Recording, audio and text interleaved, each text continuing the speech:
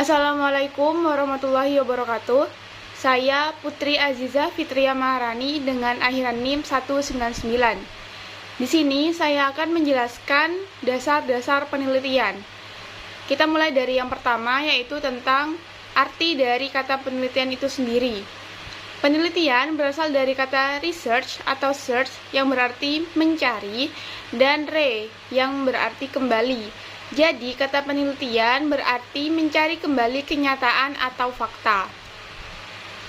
Penelitian adalah proses menarik kesimpulan atau cara pemecahan masalah berdasarkan data dengan menggunakan langkah-langkah perumusan masalah, penyusunan kerangka berpikir, pengajuan hipotesis, pengujian hipotesis, dan penarikan kesimpulan. Penelitian adalah kegiatan untuk memperoleh fakta-fakta atau prinsip, baik kegiatan untuk penemuan, pengujian, atau pengembangan dari suatu pengetahuan dengan cara mengumpulkan, mencatat, dan menganalisa data yang dikerjakan secara sistematis berdasarkan ilmu pengetahuan atau metode ilmiah. Jadi, sederhananya, penelitian adalah proses pemecahan masalah dengan cara menarik kesimpulan dengan cara mengumpulkan, mencatat, dan menganalisa data berdasarkan ilmu pengetahuan. Penelitian sendiri dari beberapa ahli, menurut Cooper dan Emory tahun 1995, penelitian adalah suatu sistematik yang bertujuan menyediakan informasi untuk memecahkan masalah. Dari sekarang, tahun 1992 adalah usaha sistematik dan terorganisir untuk meneliti masalah yang spesifik yang memerlukan jawaban. Dari Widodo J. Pujiharjo tahun 1993, menurut beliau, penelitian adalah suatu proses pendekatan atau approach dengan pembuktian ilmiah untuk mendapatkan informasi baru atau memperdalam ilmu. Intinya, riset adalah upaya mendapatkan pengetahuan berbasis masalah dilakukan secara sistematik dan terorganisir serta mengikuti metode ilmiah. Metode ilmiah sendiri adalah suatu prosedur atau cara mengetahui sesuatu yang mempunyai langkah-langkah yang sistematis. Metode ilmiah adalah pendekatan logis, objektif, dan sistematik dalam menyelidiki fenomena atau menyelesaikan suatu masalah. Logis sendiri yaitu pelaksanaannya harus rasional, yaitu dapat diterima akal sehat, berlandaskan teori-teori dan konsep-konsep yang sudah ada. Objektif sendiri di sini berarti tidak memihak, disampaikan secara eksplisit sehingga apabila diulang oleh orang lain atau dirinya sendiri pada waktu berbeda, prosedur dan metodenya tetap sama. Sistematik sendiri artinya yaitu runtun mulai dari awal sampai akhir, sesuai dengan prosedur dan metode yang telah ditetapkan dan dipilih. Selain arti dari penelitian, penelitian juga mempunyai beberapa tujuan. Yang pertama, menemukan fakta atau prinsip atau produk yang baru dari sesuatu pengetahuan atau eksploratif. Yang kedua, menguji kebenaran atas fakta, prinsip, atau produk dari suatu pengetahuan yang sudah ada atau verifikatif. Yang ketiga, mengembangkan fakta atau prinsip atau produk dari suatu pengetahuan yang sudah ada atau development.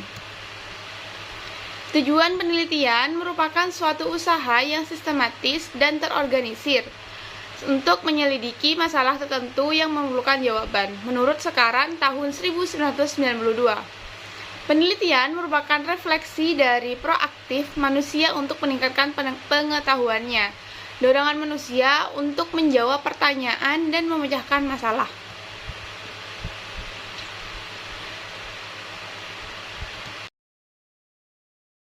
Untuk contoh sendiri dari eksploratif yaitu seperti contohnya sepeda manual atau sepeda dengan menggunakan tenaga manusia. Sekarang karena dengan kecanggihan teknologi sehingga terciptanya sepeda motor. Itu yang dinamakan dengan eksploratif. Dan ada contoh lainnya seperti sepeda motor Astrea.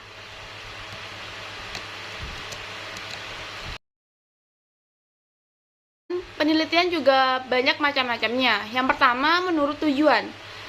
Penelitian menurut tujuan ada 3. Yang pertama, penelitian eksploratif, penelitian verifikatif, dan penelitian development.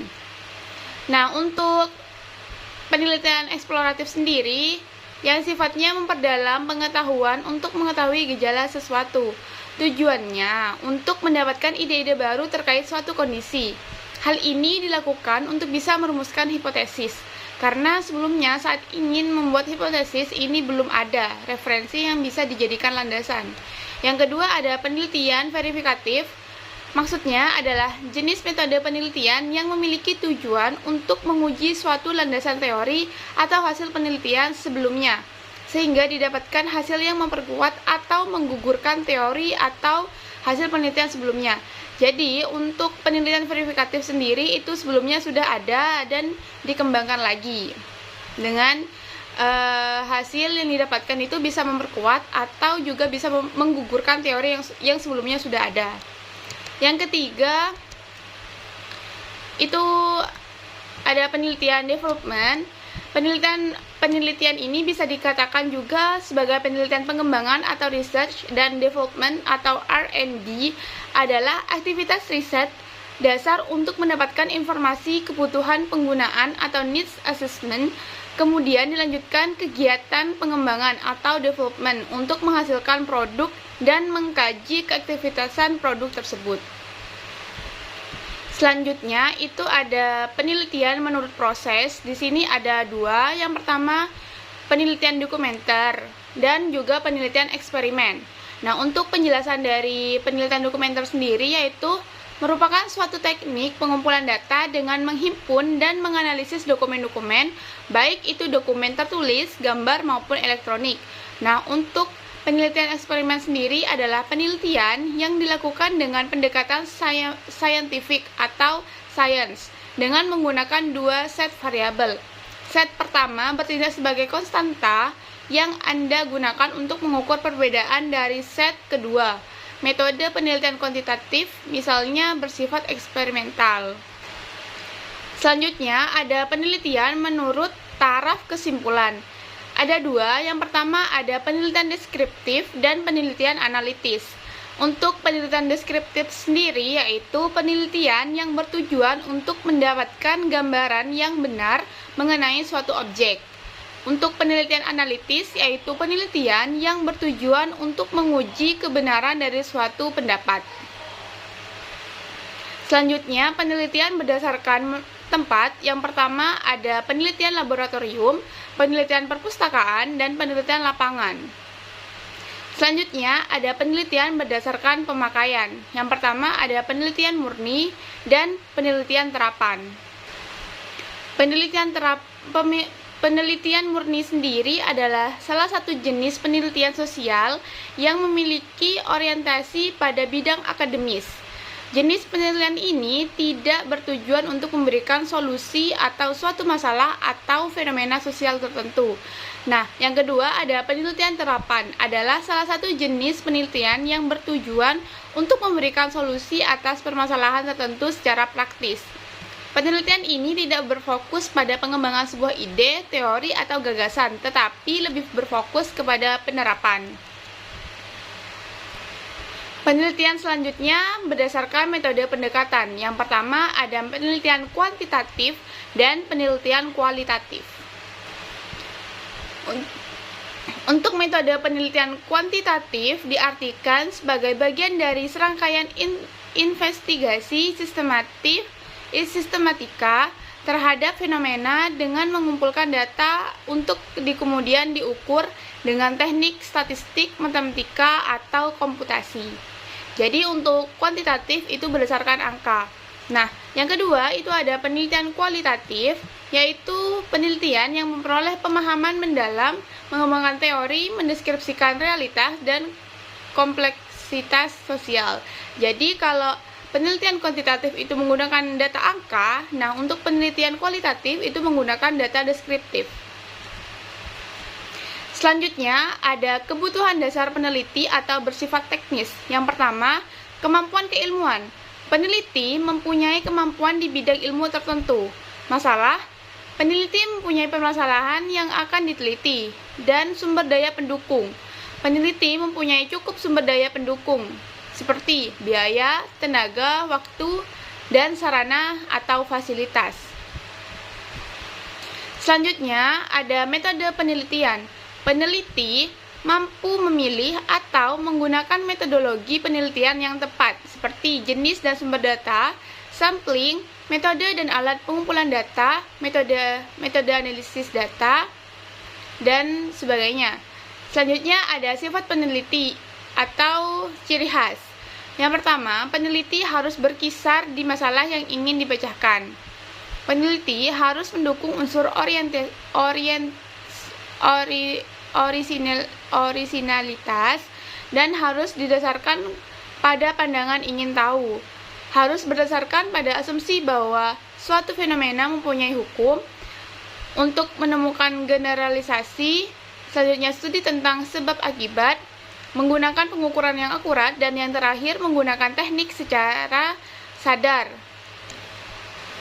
Peneliti juga mempunyai etika. Jadi etika penelitian atau non-teknis itu selain didasarkan pada kaidah-kaidah ilmiah atau metode ilmiah, pelaksanaan penelitian harus mengikuti etika penelitian.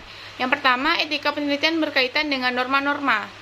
Ada norma sopan santun. Peneliti memperhatikan konvensi dan kebiasaan dalam tatanan di masyarakat. Norma hukum. Bila terjadi pelanggaran, maka peneliti akan dikenakan sanksi. Dan norma moral. Peneliti mempunyai itikat dan kesadaran yang baik dan jujur dalam penelitian.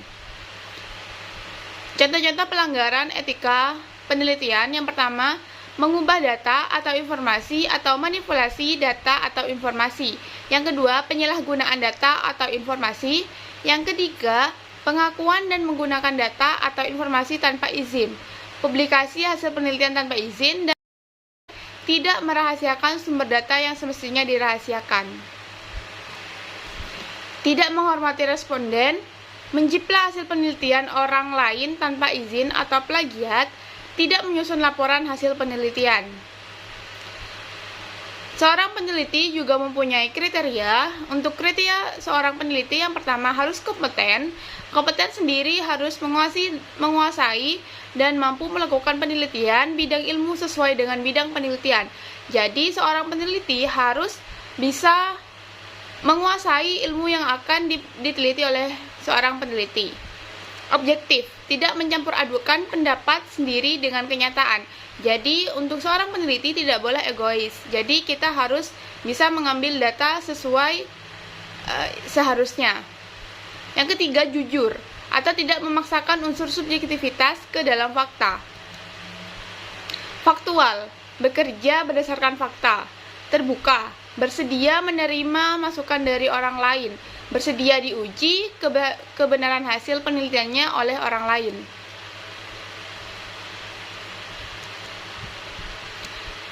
Cukup sekian dari saya, kurang lebihnya mohon maaf. Wassalamualaikum warahmatullahi wabarakatuh.